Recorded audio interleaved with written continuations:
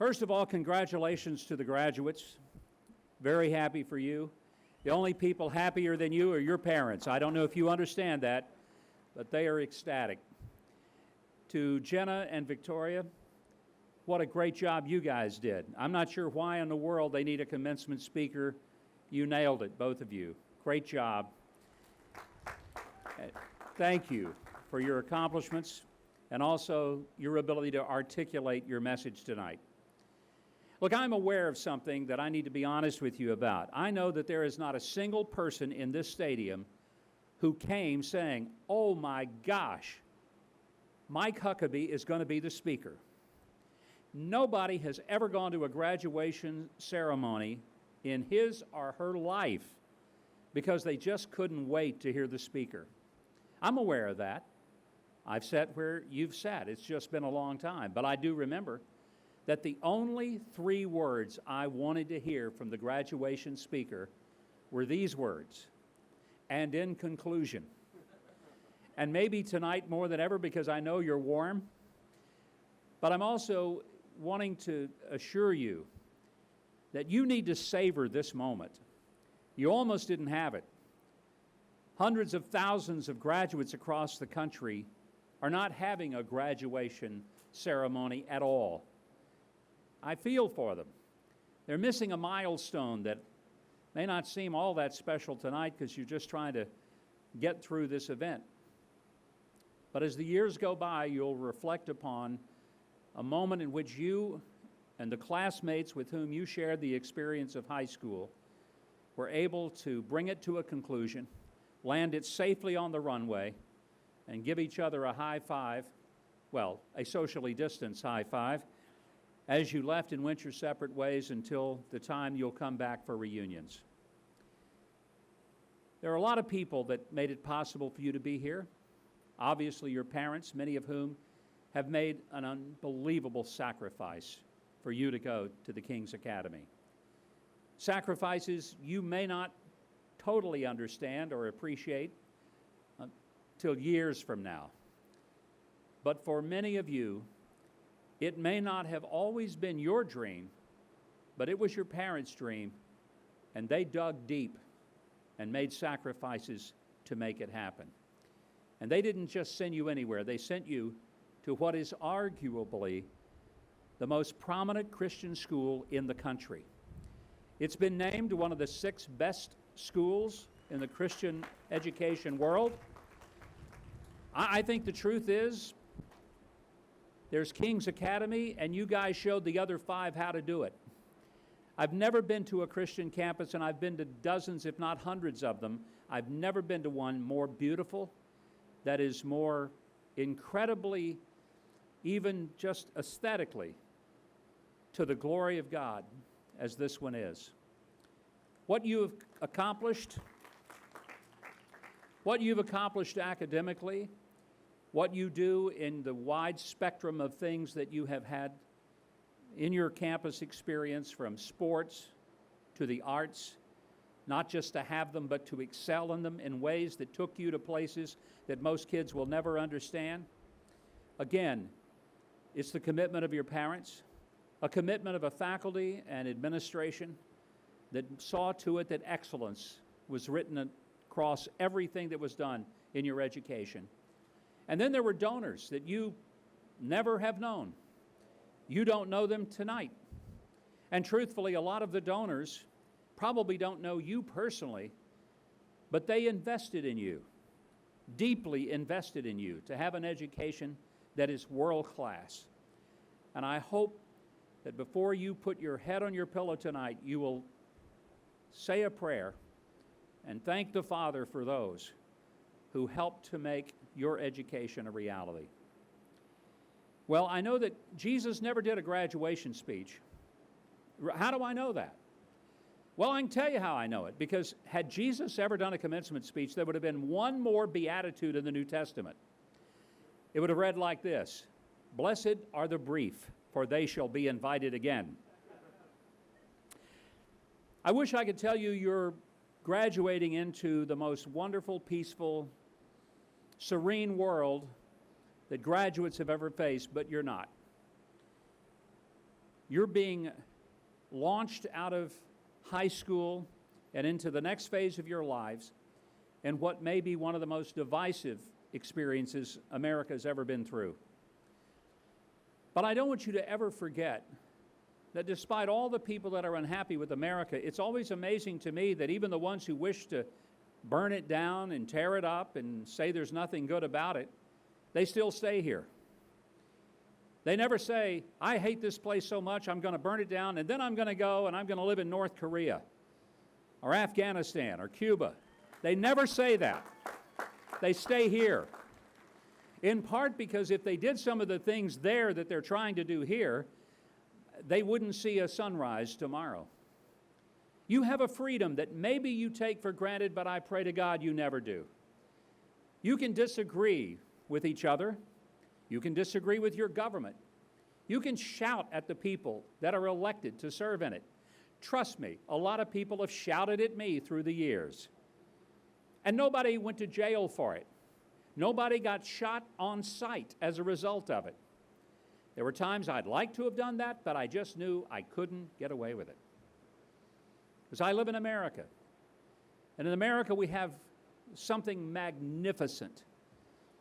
With all of our faults, we have freedom. That freedom came at a great price. And tonight, in my brief remarks, what I want to do is just to remind you something of the foundations of our freedom, which really are three things: Christianity, capitalism, and our Constitution. I know there are people who say, well, we're really not founded on Christian principles, but they're wrong, because a simple study of our history will tell you that we were unapologetically built on the notion that our basic fundamental rights did not come from the government, they came from God. And that's why our founders, in breaking forth from the mother country and writing the Declaration of Independence, said we hold these truths to be self-evident, which means they're so obvious that we shouldn't even have to explain them, but we will.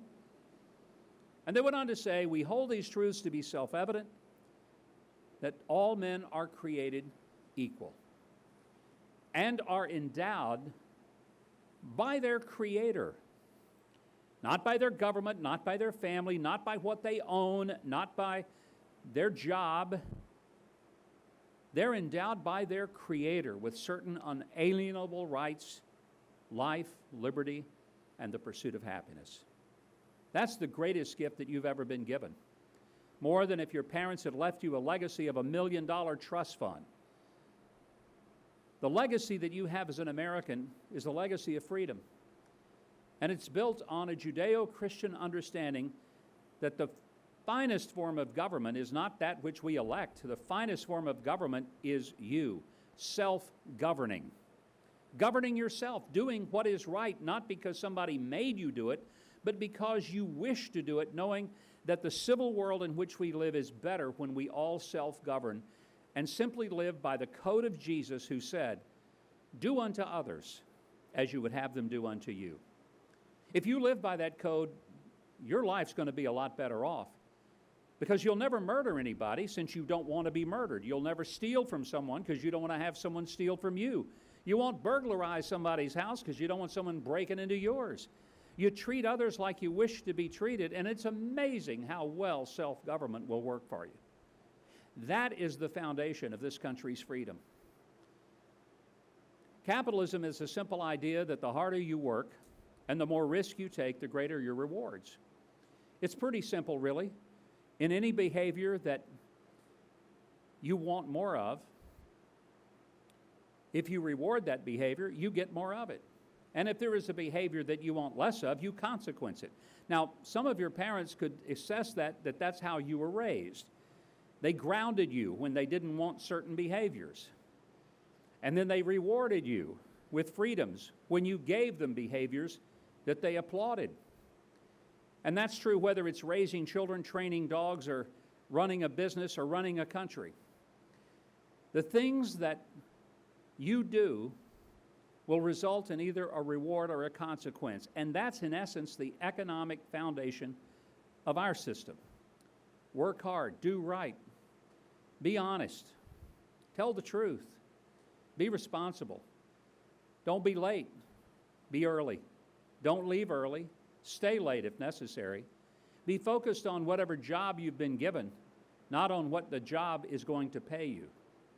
I've never seen someone who focused on excellence in his or her achievements that was disappointed, but I've seen a lot of people who just focused on what they were going to get, not what they would become, and they were miserable for most of their lives. The foundations of our freedom are those things of the Christian faith, of capitalism, and the Constitution. An amazing document that did not tell you what you had to do. Most people really have never really honestly read the Constitution. I'm convinced a lot of people in Congress have never read the Constitution. I don't think a lot of them could pass a 9th grade civics class by the things that they say and do. But here's the fact. When our country was founded, our Constitution was created to put a break and a limitation on the government, not you. The entirety of the Bill of Rights, all 10 of them, tell the government what it can't do. It not one time ever says to a citizen, you can't do this. It assumes your liberty, and it absolutely prescribes the limitation of government to take it away from you. You have no idea how powerful that is. And there are people, billions of people across this planet, who would love to have the privilege of living in a government where the people rule and the government is told what they can't do rather than telling the people what they're unable to do. That's the country you live in. Oh, it's not perfect. Right now we are highly divided. And some people think that our divisions are political, or maybe they're economic, that it's somehow black versus white, rich versus poor, Republican versus Democrat, but it isn't. The real fundamental challenge in our culture today is not political. It's spiritual. And if there's only one thing you hear me say tonight, I pray you listen carefully to this. The problems that we are confronting in our culture today are not problems of skin, they're problems of sin. They're when people believe that somehow they are better and somebody else isn't as good. That ain't a skin problem, folks. That's a sin problem. Sin is that essence of us believing that somehow we're just a little better than somebody else. For whatever ridiculous reason we may think it, but the truth is this. God made every other person you will ever encounter with as much love and value as He made you. And if you fail to value other people, maybe they don't have as much money, maybe they're of a different race or ethnicity or background. But I tell you, if you love them less, or if you, for some ridiculous reason, thinks God loves them less, that's sin.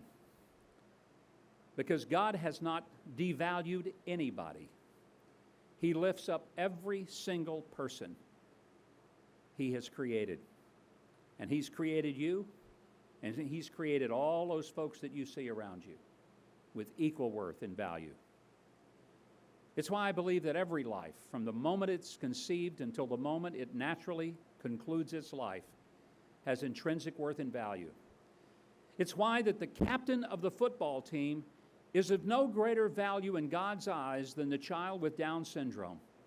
God loves both equally, not one more than the other, and neither is more valuable than the other. God's given each of you talents and abilities, but He's also given you extraordinary responsibilities. And the biggest responsibility He gives to you is to do unto others as you would have others do unto you. Live your life that way and you won't hate anybody. You will never have a moment of bigotry or prejudice or racism. It is impossible for you to love God and hate somebody else. You just can't do it. Because if you love the God who made you and who made the person you think you hate, you got to get over your hate or you're not right with God.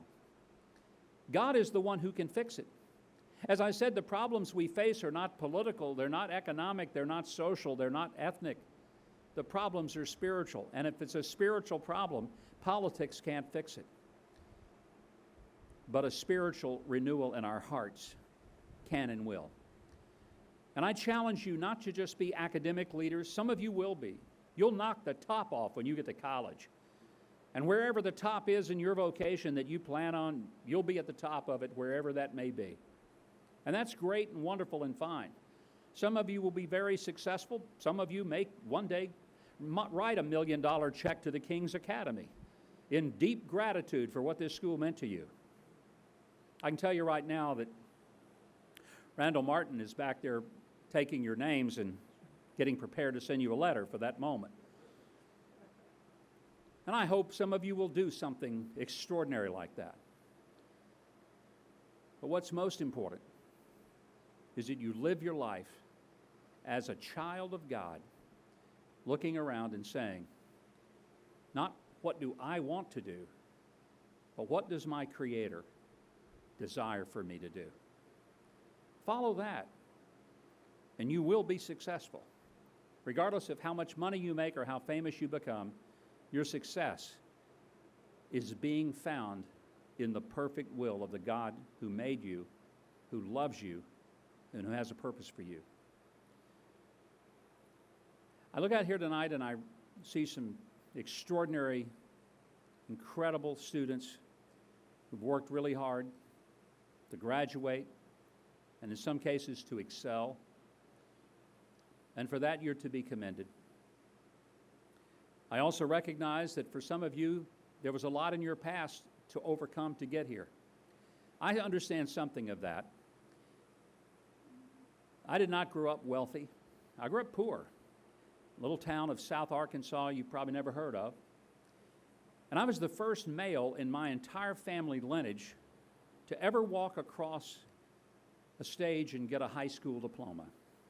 My dad never finished high school. His dad didn't. His dad before him didn't. His dad before him didn't. Not a single male upstream from me had ever received a high school diploma, ever graduated high school. I was the first in my family to do it. By far the first to ever go to college. In fact, when I was a little kid, my dad used to say, "Son, don't look very far up the family tree. There's some stuff up there you just don't need to see." Of course, that made me curious, and I found out the old man was right. There was some stuff up there I didn't need to see. Where your past has been is no indication of where you're going to be. And if your past has been extraordinarily successful, that too is no guarantee. God loves you individually. He holds you accountable individually. And His expectations are individual. But the most important single thing, and I pray it's something you never forget, is that God has a unique purpose for you. It's not the same that He has for others. Never be jealous. Never be overly proud. Never think your success is better than someone else's, or that perhaps your lack of worldly success is less than someone's. I tell you, when we get to heaven, we're going to be looking around, and there'll be folks that nobody paid attention to on earth who will be way up in front of some of us because they knew how to pray, they knew how to serve, they knew how to sacrifice, and God will reward them. Not for how much money they made, not for how famous or popular they became, but because of how they lived their lives in perfect servanthood to God. Several years ago when I was governor, I was sitting in my office that looked out on Capitol Avenue, and the way my office was structured, there was a credenza behind my desk where my computer was, and it looked down Capitol Avenue. If I turned the other way, it looked to the door. So if I'm working on my computer, I was looking outside. And if you would come to the Capitol, you'd come to the second floor where the governor's office was, and there was a whole series of security levels before you would get into my inner office. You'd first come to a receptionist. She would clear to make sure that you were expected and who it was you were to see. You would then be ushered through a locked door. That locked door would take you to a staff member who would then screen to see were you supposed to be there. And then after that, you would get to meet a couple of Arkansas state troopers who would make sure that you weren't carrying weapons, that you passed a basic background check. And then and only then would you go to my assistant, who would then open the door, knock, and announce an appointment was coming in. One day, as I sat at my desk, I was looking out Capitol Avenue, working on my computer, my back to the door, and I just had this feeling that somebody else was in the room, and that was unusual because my assistant always would announce, even if she was just coming in, much less this appointment was. But nobody had been announced. There had been no knock, and I just felt somebody was in the room, and I turned and looked up, and there was a young lady in her 20s, looked to be probably 21, dressed rather shabbily, standing right over me, demanding money.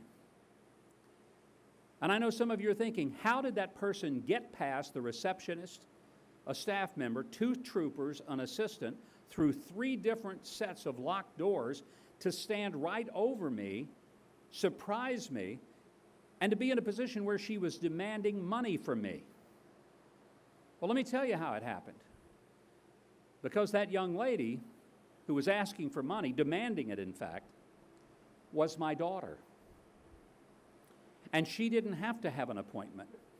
She didn't have to be approved or cleared or have her background checked, for the simple reason that she was able to have an access that no other person in that capital had, because she had something they did not have.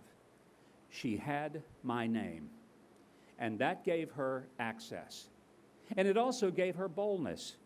And she came straight to me, and she didn't say, hey, I don't know if it would be convenient. I don't know if you have some extra. But if you do have any extra, and if it's convenient, I would sure love to have a few dollars. She just came and said, Dad, I need some money. What have you got? And you know something? She got it. It wasn't because that she brought something unique to me. It's because of a relationship that made it so that she could be bold and ask for whatever she wanted.